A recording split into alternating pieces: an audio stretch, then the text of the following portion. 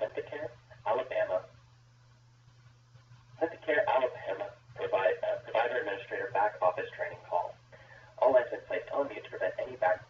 After the speaker's remarks, there will be a question and answer session. If you'd like to ask a question during this time, simply press star, then the number 1 on your telephone keypad. If you'd like to withdraw your question, press the pound key. Thank you. Jamie Scher, you may begin your conference. Thank you. Good afternoon, everyone. This is the Authenticare Alabama Provider Administrative Back Office Training. It is April 25th, and we are going to go ahead and get started. So on the agenda today, I made this agenda so you could reference your user manual, and I will show you that in a minute. So we're going to have this posted out on the Medicaid site so you could have this as a reference guide so you can see which chapter in the manual these are in. So that's why I have the chapters listed here, so for a quick reference guide. So we're going to go over how to use the user manual, a little recap from the worker training yesterday, establishing your user account, adding a user, your dashboards, searching for entities, adding a worker, search and view authorizations, scheduling, your claims corrections, billing confirmations, and a little bit about reporting, but not a lot because we have that training coming up next week. Then we'll have questions and answers, best practices, and a detailed discussion on any problem areas that you may be having. Okay, so the first thing you would have received when you started Authenticare would have been your user account. We at First Data make up your first account for you, which consists of your email address and then a password. We give that to you, and then after that, you as the administrator can create your own office staff accounts, be it your admin assistants, other administrators, your human resource people, your billing, payroll people. So I will show you how to get to there and how to get to your provider entity settings page and how to register those users if you don't know how to do that.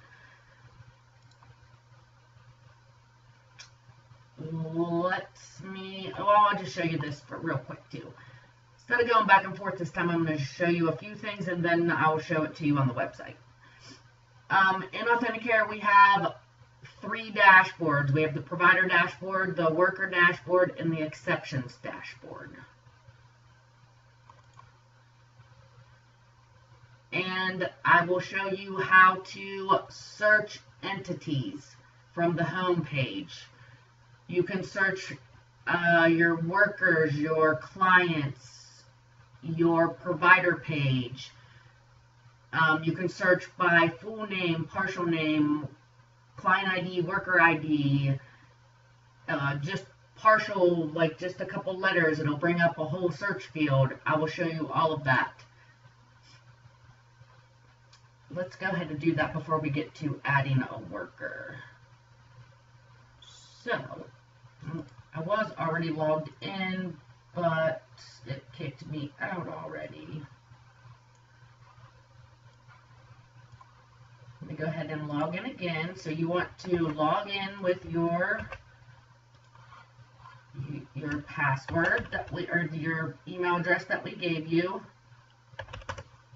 and then that password. Click on submit, and then it brings you to the home page. This is that home page that we talk about all the time. So once you're on your home page, so I'm going to go ahead and show you this entities. So when you're on the entities page, you need to search for your provider. Even though you're logged in as a provider, you still need to search for your provider page. So if we ever tell you, you need to get to that provider entity settings page, that's where you need to search for your provider. You can click go, but if you have a lot of clients, a lot of workers in the system, it's going to only bring up 300 at a time, and you'd have to search through 10 pages to get to it if you even get to that. So if you have more than that, you're going to want to put in your partial provider name. I'm just going to go ahead and click go because I don't have very many. So here's my provider, my Test Alabama provider. I'm going to go ahead and click on this hyperlink. Everything that's underlined in blue is a hyperlink. And if you click on it, it's going to take you to your provider entity settings page. On this page, it's going to show you your registered users. That's the user that you logged in with. It's going to show you your workers. You can add other, if you have workers that are sharing a mobile device, like a tablet or something, you can add that mobile device ID here. And then on their worker page, you can just put in the device ID and their password, and they can share it. You can have that here so they can share it. So here's where they're going to add a user. You're going to add a user. So you're the administrator that we set up first. From this page, you're going to click on Add User.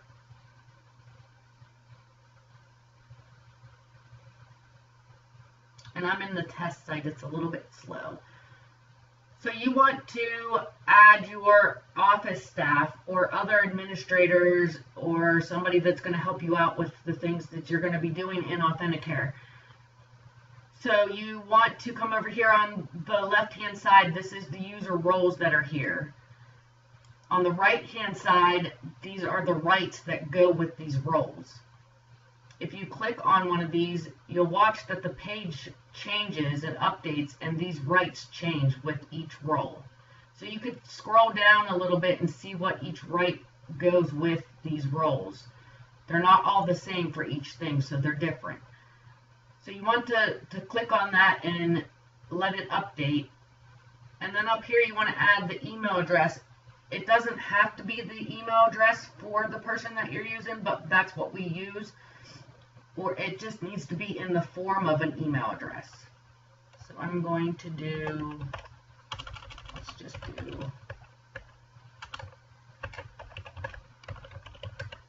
and then you want to put in a password.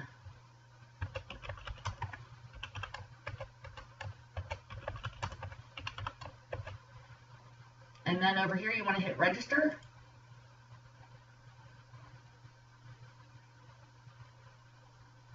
Apparently I already have that somewhere.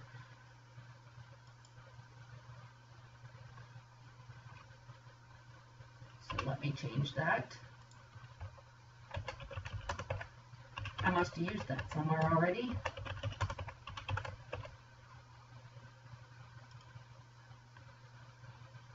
The system will tell you if you did something wrong, so it told me my registration was added successfully. So then it shows up over here. So now I have another administrator. So that's how you add a user. Let me go back to the home page. So I also want to show you, before I do anything else, because I forgot, I want to go under custom links and show you, this is where you can get to the Medicaid site, all of the operating agencies sites, there's links to everything, and then this is a link to our user manual. If I click on that link, it's going to open up a separate tab, and it's going to open up our user manual. So to use the user manual, it looks very scary to everyone because it's like 200 pages long. It's very intimidating, but it's very easy to use. So we have the table of contents. If you go into the table of contents and you're looking for a certain something that you need to do, like establishing a user account like we just did, the dashboards will go to next. Searching entities, adding a worker. I'm going to show you Chapter 11 is the mobile application. That's what we went over yesterday. So let's go in there. I want to show you. The whole Chapter 11 is about the mobile application. So if I want to just to look up the whole Chapter 11, or if I want to go down into application setup for iOS or Android, I can just click on whatever section I want to go to, and I can just go right here, put my mouse right there, my cursor, and if I just click this section, it's going to take me right there. I don't need to scroll, I don't need to do anything, it'll take me right to that section where I need to be. So that's the easiest way to do it. Or if you're just looking for a certain word, you could always do a control find, or you can search. If you want to search a certain word, you can search in this document. It's the easiest document to look for anything that you're looking for. Everything you need to know about Authenticare basically is the basics, is basically in here. So everything about the mobile application that I went over yesterday is in Chapter 11. So if there's any questions about the mobile app, we'll get them at the end, or you can put them into the questions of the webinar. Or about the user manual. Hey Jamie, this is Shannon. Can I make one statement about the user manual? Yes. That's where I'm at. This manual, exactly what she said, it is a PDF, so you can do an edit find, control F, bring up the find button or whatever and look for information. But I cannot stress how much that table of contents is something that you could easily look at and focus on. We are receiving some phone calls, and providers are newer to the system, or they didn't jump on 10.1 and they're kind of coming into play now, although they've done work this whole time. And so they're trying to figure out how to get started, specifically to do with roles and which roles to select and things like that once they load up all of their workers. Those are individual decisions that need to be made on whether providers should set those up. That is not something that a group on, like, I don't know, the agency, or that they're per entity. So those are not set decisions they're on.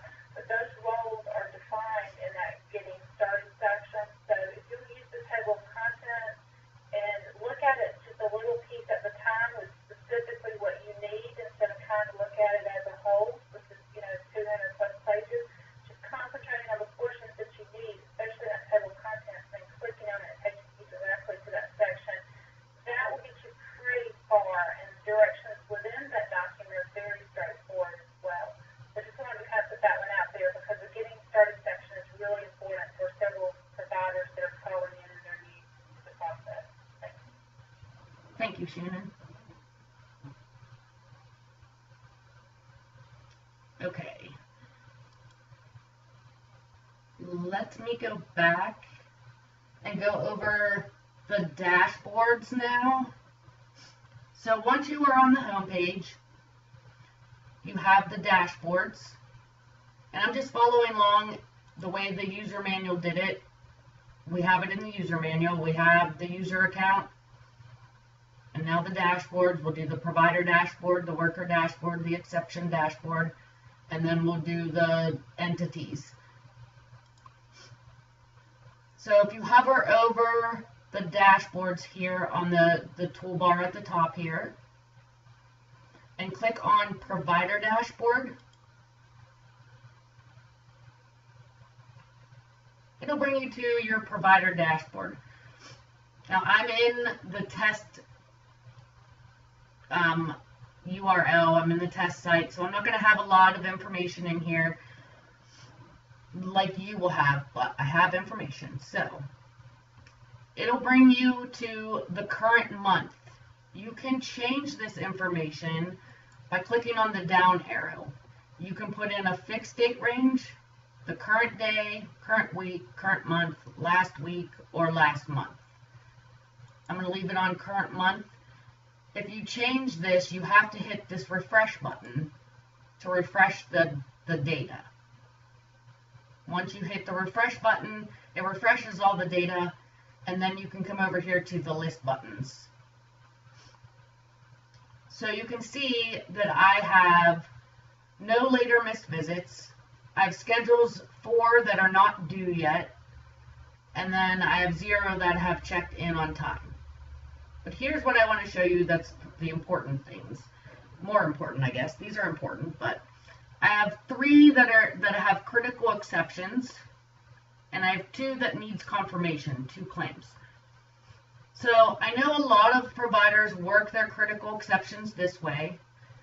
I know a lot of them work them through the critical exceptions dashboard. I'll show you that. And I know a lot of providers work their needs confirmations this way. I know a lot of them run reports and do it that way, and I'll go over the reports a little bit later, and I'll go over reports in the reports training on Tuesday. But if I go over here and click this button, this list button, it brings me to the claims list. And now granted, you will have way more than 3 out there, but you can go and you can click on each one of these in the hyperlink, or you can go back here, and this status will tell you what the deal is. It'll say, this one's saying pending checkout, so I know that one needs fixed, it needs a checkout. So if I go into the claim, I see that it's missing the checkout. So I need to fix this claim. So my worker went and did this check-in at 3:36 p.m. yesterday, but they didn't check out. So hopefully the worker contacted me, or I need to contact that worker and see what happened, why didn't they check out. Then I can go and fix this claim instead of trying to say, oh, I didn't see a claim for this worker today or this client yesterday, not today, yesterday, and then go in and make a whole new web claim. That's going to make a duplicate claim or partial duplicate claim because you're going to already have one in there. So you definitely need to check your exceptions or check your claims so we don't have those duplicate claims coming in before you go and make web claims for these claims. So you would just go in here, you would talk to your worker, you would talk to the client, you would say, what time did you check out? Why didn't you check out yesterday? You would put the date, put the time they clocked out. Let's just say they clocked out at 4:37. I would need activity codes and observation codes. You'll need a note.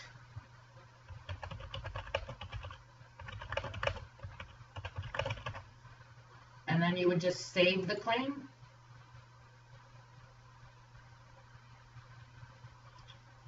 Oh.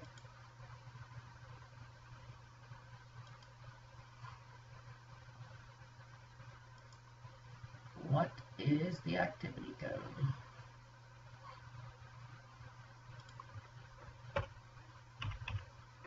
Let's try that. And it'll tell me if I did something wrong. And then it tells me successfully saved my claim.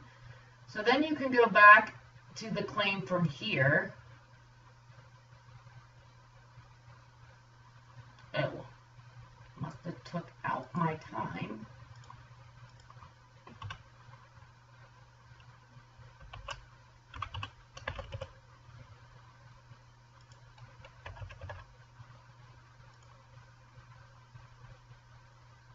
There. Successfully saved my claim. And it has all of the stuff in it. Billing hasn't been confirmed. And I edited the claim so it increased the units. And it shows you everything that you needed to know about this claim on this acknowledgement page. So I can, again, go back to this claim here with this hyperlink.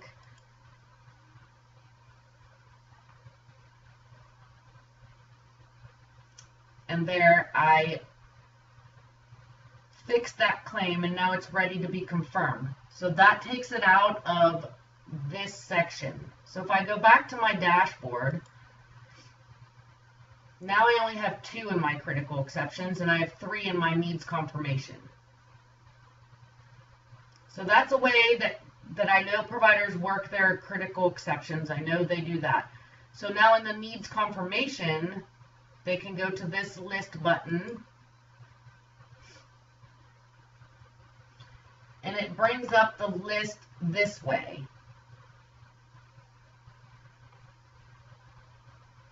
And this is very important. I know, and I'll go over this again later, but this is very important that you check these claims and make sure that they're right before you confirm them. So you can check them all here by just checking this check all button, but it would be better if you check one at a time after you check the claim and make sure everything is correct before you confirm them. Or if you just wanted to go down through the list, check them, make sure they're all right, then go back up and check them all.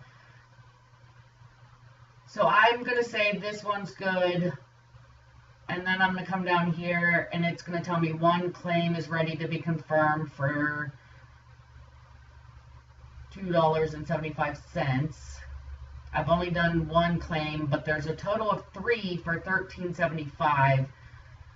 But I'm only going to do one, and then I'm going to hit confirm billing. So it tells me it was successful. So I'm going to go back to my provider dashboard. And now I have 2 that needs confirmed, and 1 is ready to export.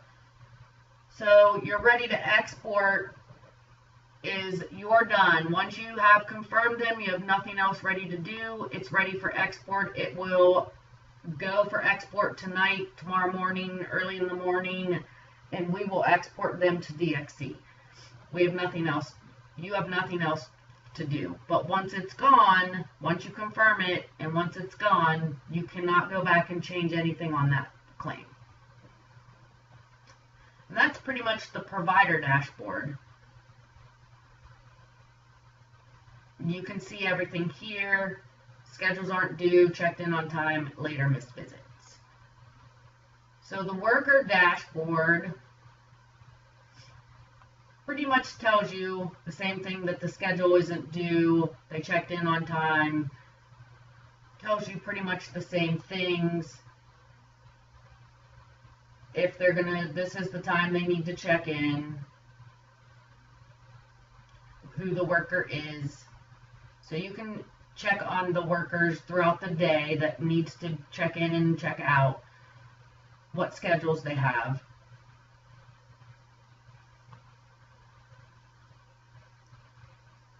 The exceptions dashboard, same thing that I just showed you with the exceptions, except it separates them now into categories. So when I come here though, it's going to show current month, but you can see they're all zeros. I need to click on this search button to pretty much update everything. So I have 2 critical exceptions out there. These ones tell me incomplete claims outside checkout window. So if I click on this list button, it's going to tell me again I have those 2. One's a missing checkout, one's a missing check-in. Those are the ones I need to fix before they can be confirmed. So if I would go back to that dashboard, then if I had any more, they would be listed in here, and you would know that you would need to get to those to fix those before they would be ready to confirm. That's one of the ways it would be easy to know which ones need fixed. These are critical exceptions that will not let your claims go through. So you would need to get these fixed before you could confirm them. That's an easy way to look at. you could have somebody look at, like, there's no authorizations. This person could do these ones if you had a lot. This person could check these ones. That's just an easy way to go through them. Okay. Let's go to entities. So we're going to search for entities on the home page.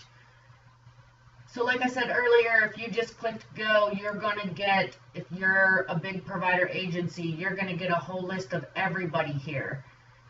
If you have more than 300 clients or 300 workers together, case managers, you're going to get more than 10 pages of these, and it would take you a while to sort through them. So the easiest way to do this is to filter it down. You can filter it down by client, you can filter it down by worker, you can filter it by name if you just put in name, even if you just didn't put anything in here and you just put in like part of a name, a partial name, a couple letters, then I'm going to get everything that comes back with a test. So I pretty much have everything. If you filter it down by worker, put in part of a name, I'm going to bring back everything that has that name. You can put in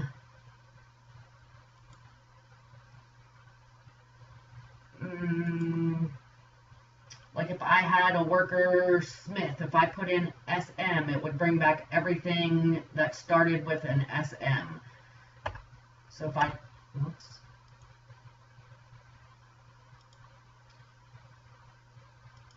If I put in part of a ID and hit go, it's going to bring back everything that has that partial ID in it. So you can look up everything, but if you do need to search and you do know the last name, first name, you want to do last name, comma, first name, comma, space, first name. If you do know that, you can look at it that way. If you just know the last name, you can do it that way. But if you have more than one last name the same, then it's going to bring back all of them. Again, if you're looking up your provider, you need to do your part of your provider name. It'll bring up your provider.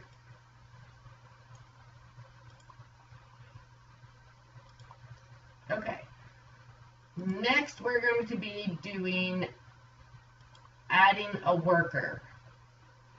So from when we started, we sent you a worker spreadsheet, and you gave us your workers' first names, last names, and we added your workers for you. But now that they're all added, and if you need to add new workers that are coming on, and maybe some have left, and now you're getting more workers added, and you need to add workers, this is how you can add a worker.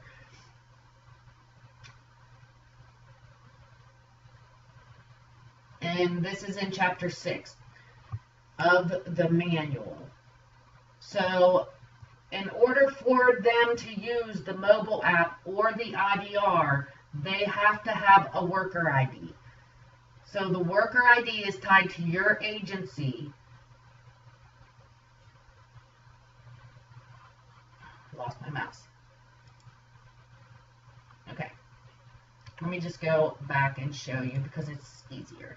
So the easiest way to add a worker is when you're logged in and you're on the home page, there's the add new worker, or from the toolbar you can create new worker.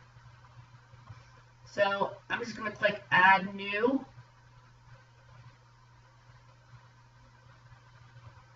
And on this worker entity settings page, you're just going to add their first name, and I'm just going to add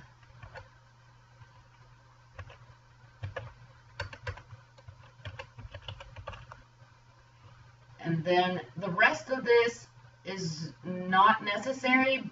Anything with an asterisk is necessary, but you don't have to fill this in, but you can for your records if you want. You don't have to, but if you want to, you can. You need to make sure they're set as active, of course. If they're going to use the mobile app, you definitely need to have them set as mobile enabled. This is where their mobile phone number goes. And yesterday when I showed where they get their mobile device ID, this is where that goes. Your office phone number, and then this is where the password goes that you set up for them. Once you're done adding everything you want to add, you can put their address if you want to, their phone number. If they have holidays or days off, you can add them here. Their hours, if you want to put them here, you can add them. Your provider already shows up here, so you don't need to do anything here. Then you could hit save and create another if you're adding more than one, or you can just hit save.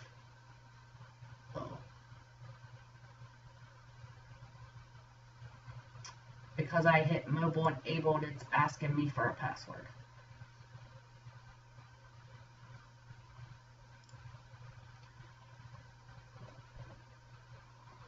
And once you hit save, it's going to give you that worker ID. It automatically creates the worker ID within the system, and it's going to give you that 6-digit worker ID. So that worker ID was just created. I can click on it, and it takes me to that page. So you can go in here anytime and update anything, reset their password for mobile. If it's locked, you can unlock it. Just anytime you ever do anything on this page, you have to hit save.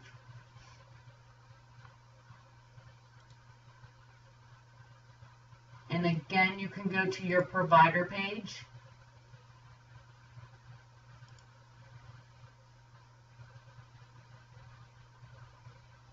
And your workers will be here.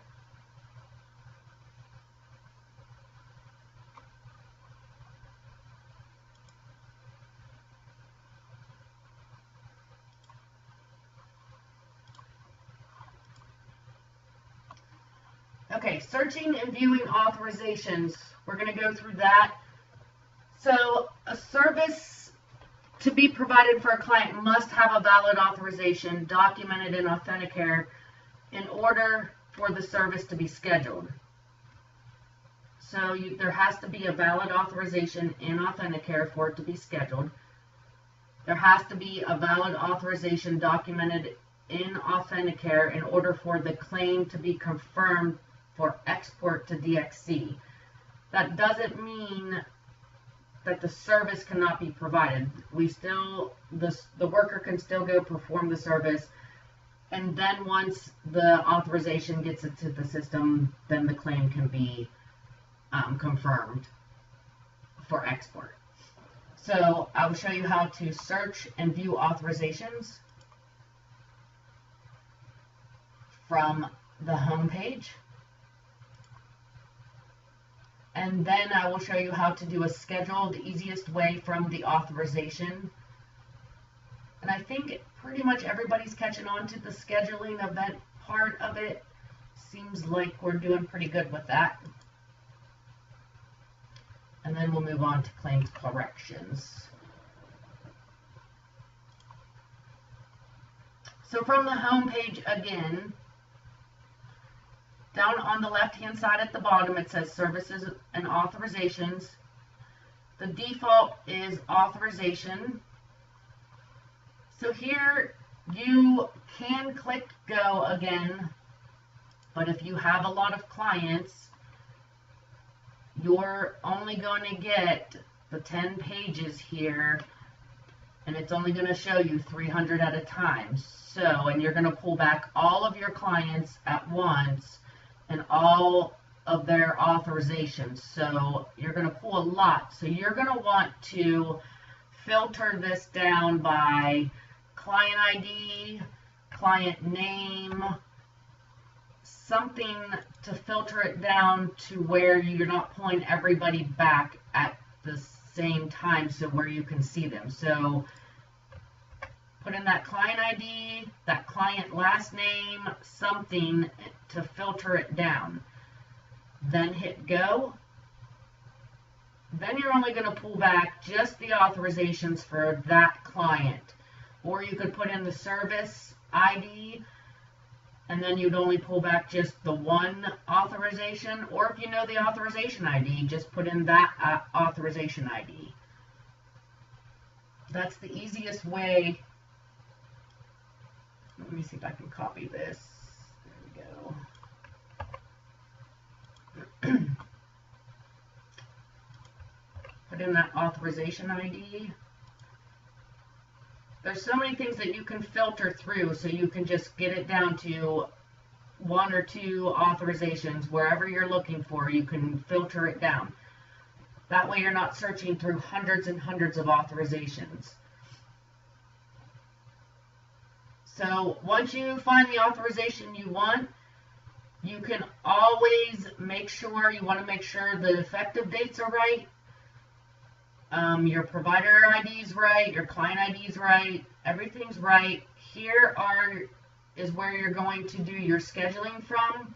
We've had a lot of, I don't want to say issues, but a lot of questions around the units remaining. And of course mine says 9,000, and that's only because this is the test environment. So a lot of questions come up where this says 0. And sometimes it's because the dates, the effective dates was from last year. And if you still need to go back in and bill something from last year for this client, but the effective date on that authorization already has passed, this is going to say 0. But just because this says 0 doesn't mean there are no units in there. For you to see the units, you need to go into the authorization ID on this hyperlink. You can click on that, and that'll take you into this authorization so you can see. And this shows me there were 10,000 units. So you should be able to go in and see. If there were no units left, there wouldn't be any units at all. So if I go back to the authorization, this is going to tell me. So if there were 0 units here, it's just because maybe that date was wrong, or not wrong, but that date is beforehand or after, too far in the future or something. It's not that time right now. So just be on the lookout for that, and make sure that the effective dates are in the time right now. If not, then don't pay attention to that 0.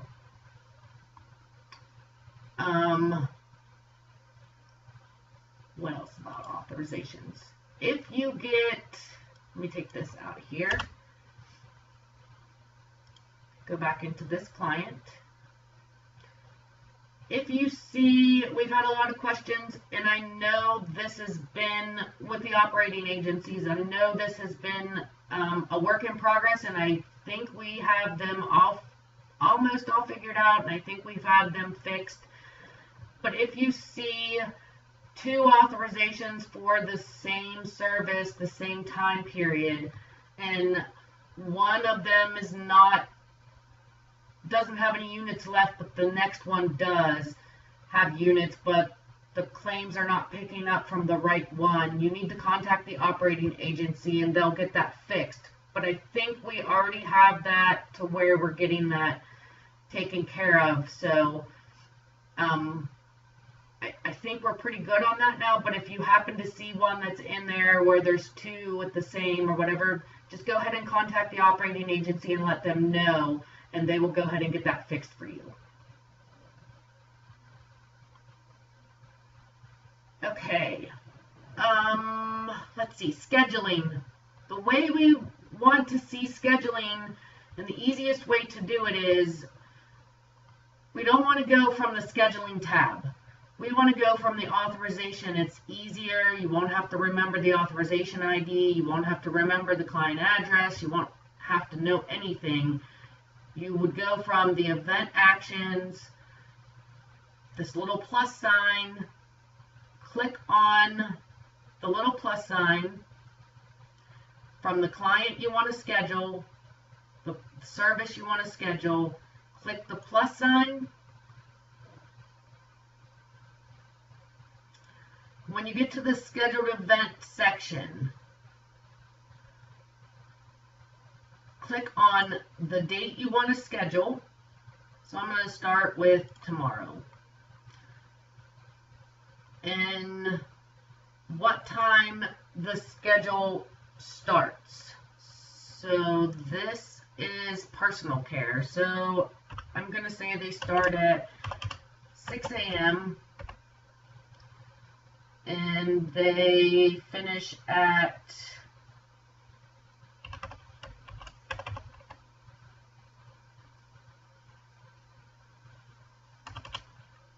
I guess my AMs didn't match. 10 a.m.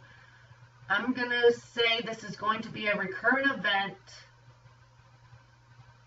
And it's going to be weekly. Every 1 week.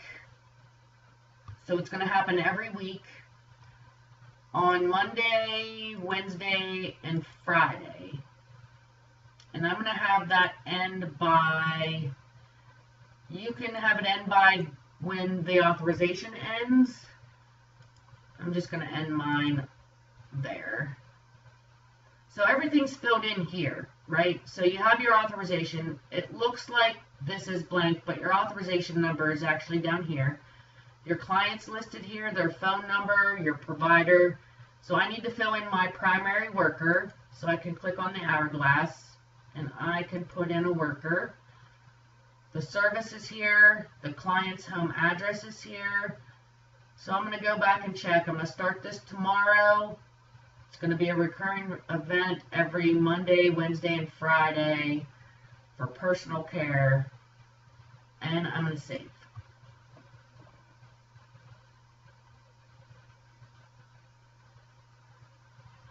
And then it tells me it's successfully saved, scheduled my event.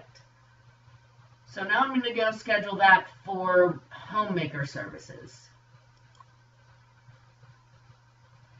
So I'm going to do the same thing for tomorrow. And I'm going to do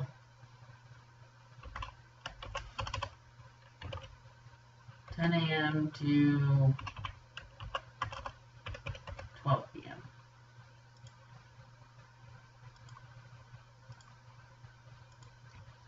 I'm going to have it every week on Tuesdays and Thursdays. I know that's not how you guys do it, but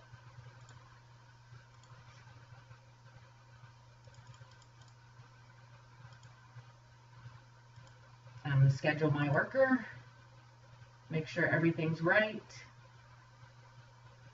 and I'm going to hit save. Successfully scheduled my event.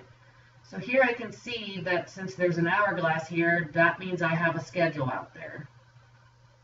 So I could go through here and schedule everything, all my workers for all these services for this client, and then go back out to the home page, put in my next client, do the same thing, and then if I need to go to the scheduling tab then, and I can search for and look at those schedules that I just put in. So there's the schedule I just put in.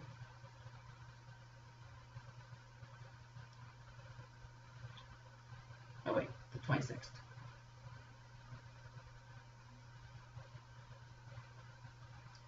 The 6 a.m. to 10,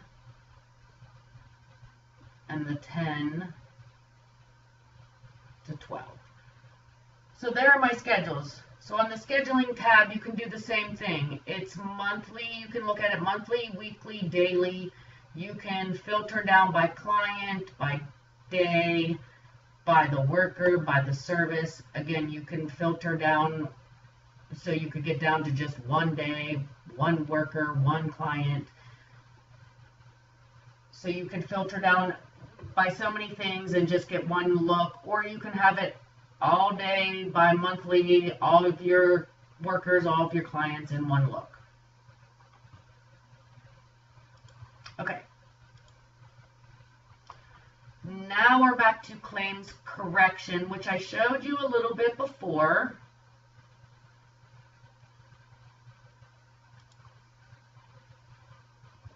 So the biggest situations I think where we were doing the duplicate claims,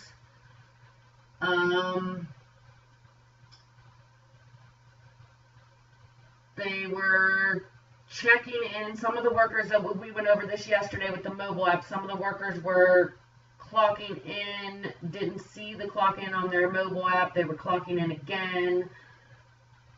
Let's see. So some claims are, in most situations, the claims are created by the workers using the mobile app and calling the IVR. So there shouldn't be a lot of situations where you should have to create web claims. So the workers they're going to be checking in and checking out when arriving or leaving the client's house. So they may choose the wrong service in error and fail to correct it while on the phone. So that's one reason why you need to do a claim correction. And if, like I showed you earlier, the pending check-in or pending checkout, or they forget to enter their activity code or observation code, or like I said, the duplicates. So that, I'm trying to think of other ones. So the way, like I showed you earlier, you're going to go in there for your exceptions, and you're going to see how to do and what needs corrected. So again, you could do it that way from your dashboard and see what claims have exceptions and what claims need corrected. Or I brought up claims for this month. So I put in the start date of 4/1 and then 4/30. And then I just hit go. So I can see all of my claims here. So this is going to bring up the whole list of all your claims. So you can see which claims need confirmed for billing. So I have a couple that this one's already been sent for confirmed for billing. So this is pending the check-in, pending the check-out, and this is the one that I already fixed. So you could do it that way if you don't have very many, but this might bring you up a whole big list. So you could do it that way, but the easiest way is going to be through that dashboard. So you could do the critical exceptions in the dashboard, or you could do the exceptions dashboard. So we'll go to this claim. And here again, this one forgot to check out. So I'm going to do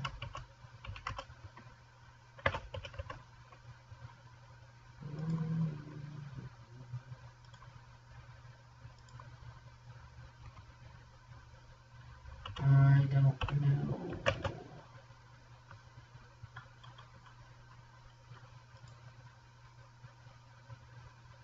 Let's see.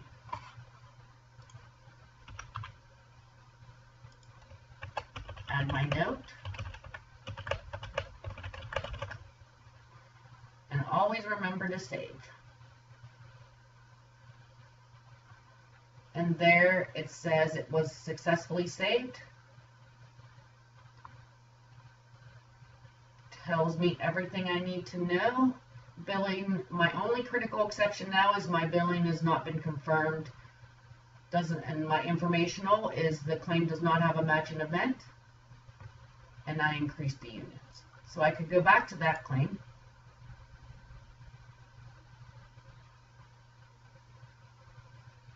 And everything looks good. So I could go back to the claim. Oh, I only have one left.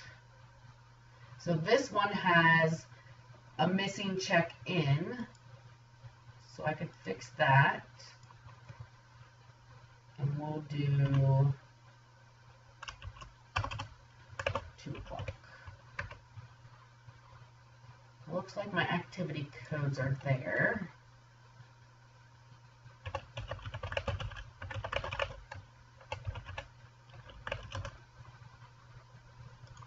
Always save.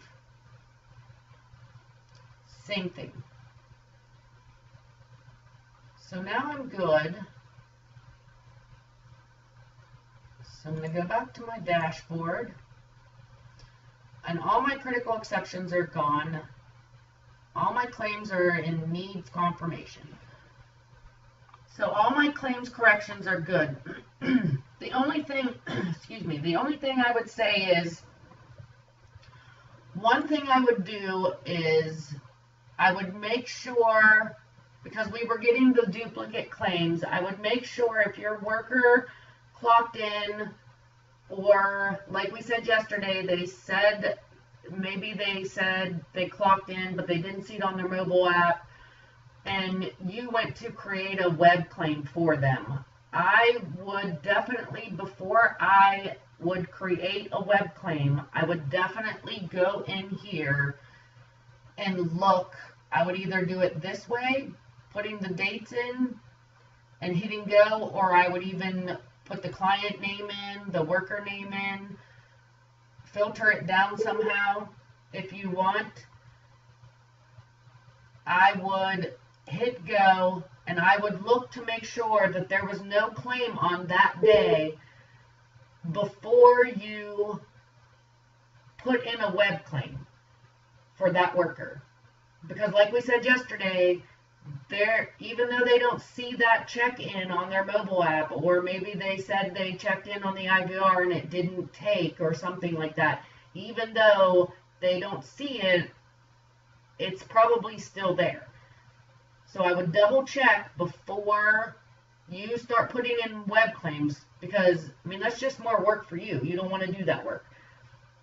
So double check before you start putting in those web claims, because then you're going to get duplicates, and that's going to be more work for you, and you're not going to get paid from DXE because something's going to get denied. So you definitely want to double check in the system before you start putting in web claims.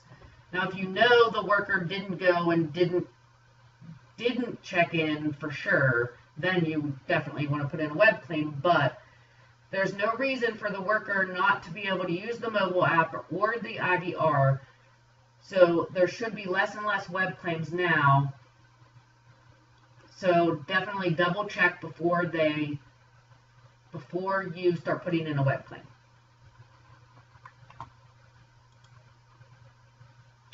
Now I think that should take us to billing confirmation. Yes.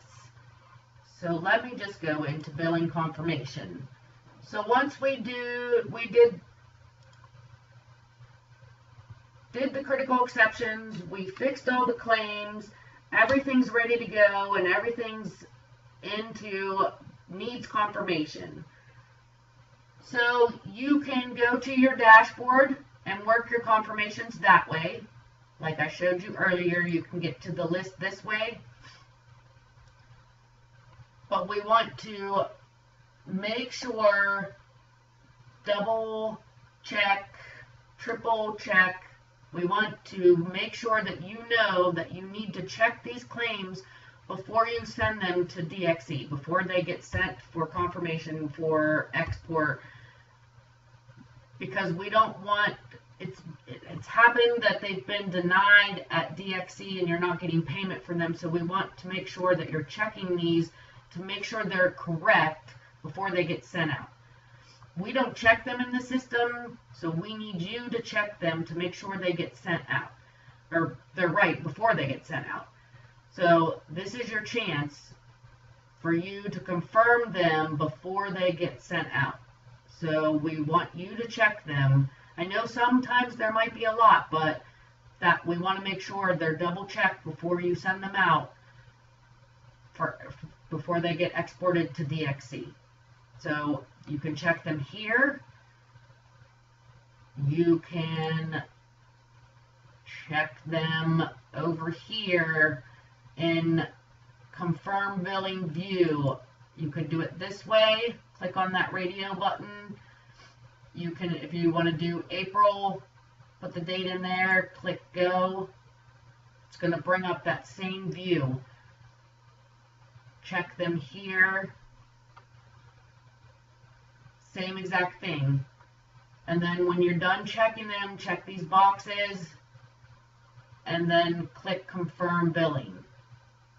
We just want to make sure that you're checking everything so in the end they get to DXE for you to be able to get paid.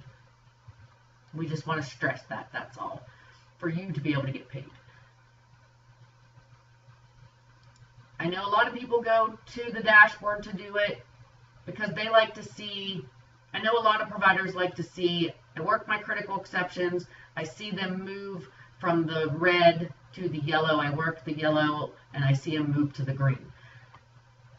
Then I don't see them go anywhere until the next day. Once the next day happens, then the green should be 0.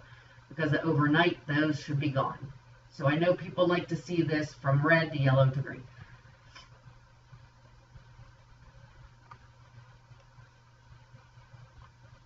Okay.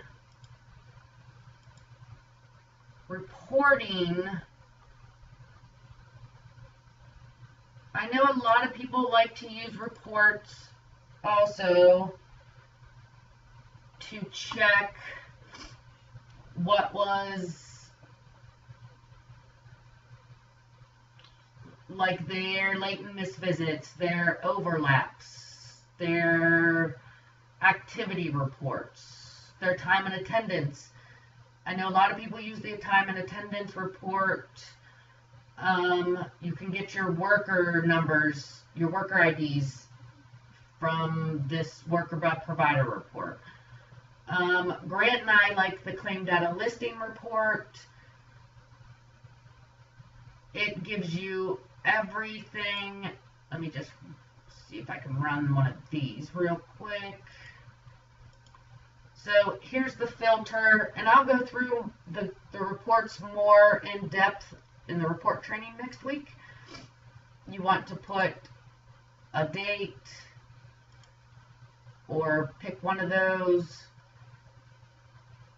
I'm going to leave, you can filter it down to a client, a worker, a case manager if you want, pick certain services if you want. I'm just going to leave all of that the way it is. You can sort it if you want.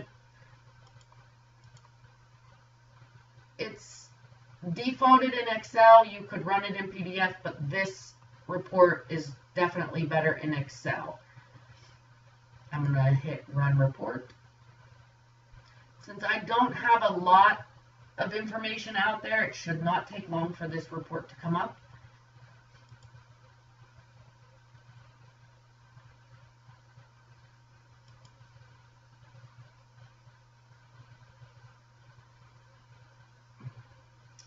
While I'm doing that too, I'm going to run an authorizations report because this is a good report to show. And you can run these reports like this. So I'm going to show an authorizations report, and I'm going to say include claim details, because that'll show you what authorizations you have out there, what units were used, and the claim details. So I'll show you what that means. You can do it by, again, you can sort, filter down through. And this one is in PDF, so I will show you that.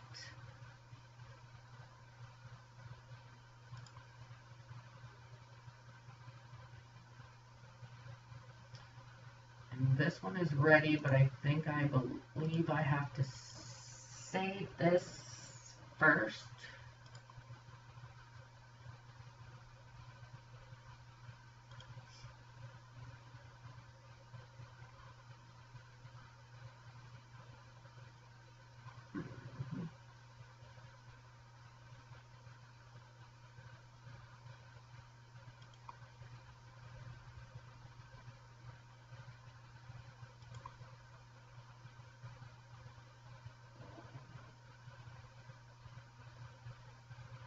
Okay, this is what the claim data listing report looks like.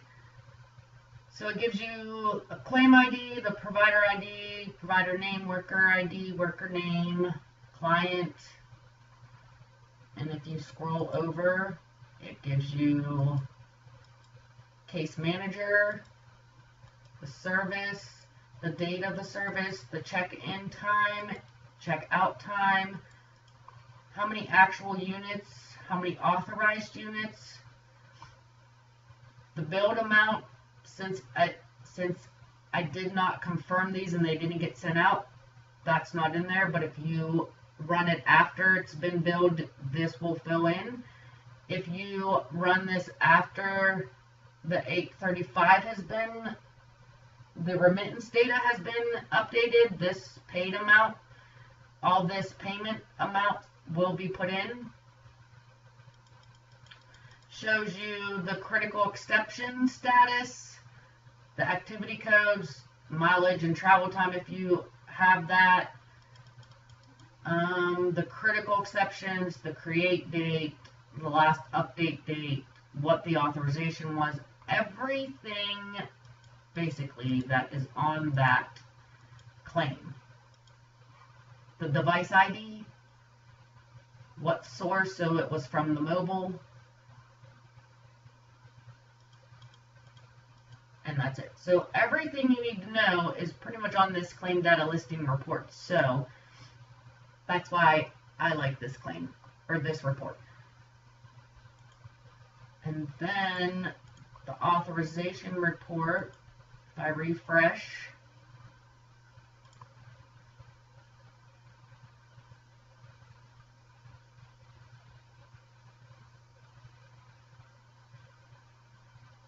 and all of our reports show different things.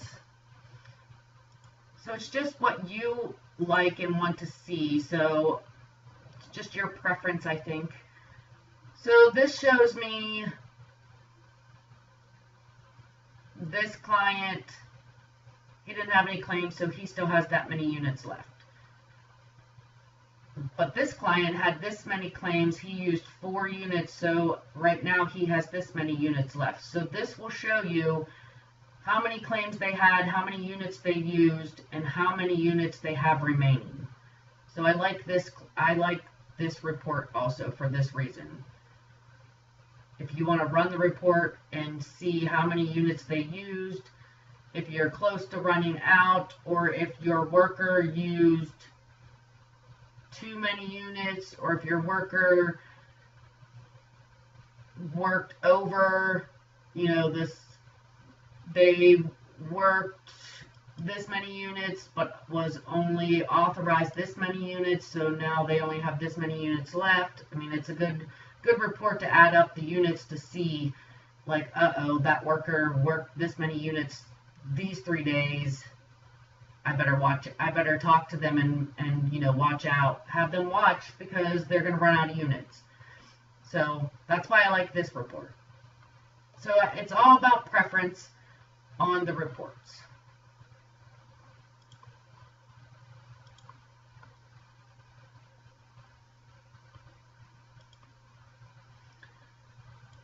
Okay, and like I said, I will go over the reports again in more details next week.